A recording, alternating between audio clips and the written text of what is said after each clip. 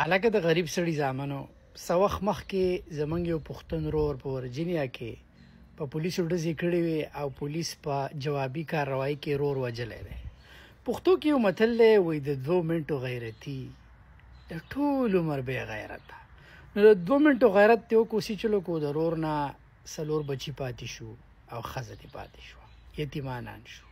دی خو لاړ مړ شو، شاته پته نه لګي بچي به یې خیرات غواړي، ښځه به یې څه کوي. او غرور د بل ملک نه زمونږ د افغانستان ورور. پښتو کې یو بل متل لري، پښتو دا متلونه خراب دي خو ډېر ښه دي. وایي روپۍ دوه نه لري او شی د خره لري. اکثر افغانان ګورم راشي په مزدوري به کوي، زر به ټویوټا کیمري راوباسي ځان له، او بي ام ډبلیو ګینګړي به ورته واچي او جنډې او اے اف جي به پرې ولګي. هلکه د غریب سړي زویه د خپل څادر سر سمې خپې غځوه. ته چې $500 د ګاډي پیمنټ ورکوې ته خپل کار ول نه شروع کړې.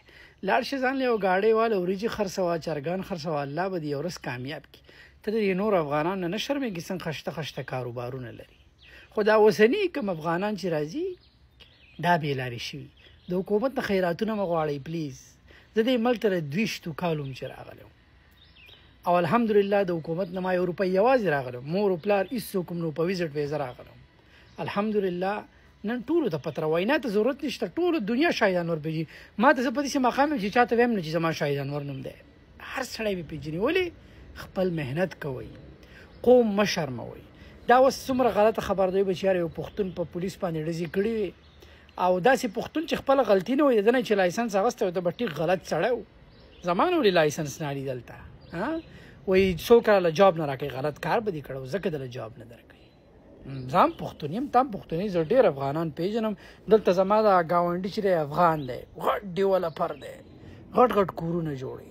زما چې څومره دغه دي ډسټریبیوټران دي، بلجیم کې زما ډسټریبیوټر افغانی دی، ملټي میلیونیر دی. زما د کینیډا وګوره، زما د افغانستان وګوره، د دوبۍ وګوره، لایک هر ځای کې زما د ټکسس وګوره، چې کوم ځای کې زما ډسټریبیوټر ګورې افغاني ولي خو ښه پکې شته.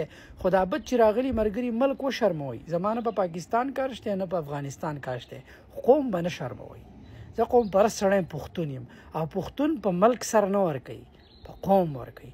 نو په قوم وشرمېږئ، دا نه چې سبا ورځې خلک وایي چې مړه دا څنګه پښتانه دي غلط کارونه کوي دغه کوي. نو وروڼو ځان مه شرموئ. پولیس دې کله راګیر کړي کنځل ویل مه وکړه، مالدار شه.